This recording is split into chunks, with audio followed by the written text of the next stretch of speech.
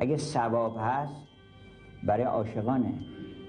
چرا ثواب روزه و حج قبول آن کس برد که خاک میکده عشق را زیارت کرد. اگر اخلاق خوب هست برای عاشقانه. اگر بیگناهی هست فقط عاشقان هستن که بیگناه. کافر عشق سنم گناه نداره. چرا عاشق بیگناهه؟ برای اینکه عاشق کیه؟ عاشق کسی که تصمیم گرفته که من خودم رو وقف معشوق کردم. معشوقم هم دانایی، زیبایی، نیکویی. اگر این نیت کرد دیگه چه گناهی میکنه آدم؟ گناهی میتونه بکنه، ممکنه اشتباه بکنه، خطا بکنه، خب خطا کرده، اشتباه کرده.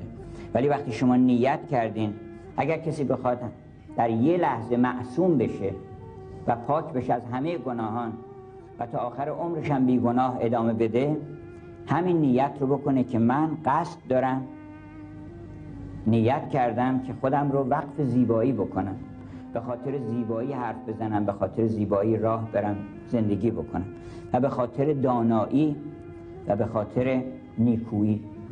من هر کاری که میکنم سوال میکنم که آیا زیبا هست؟ آیا نیکو هست؟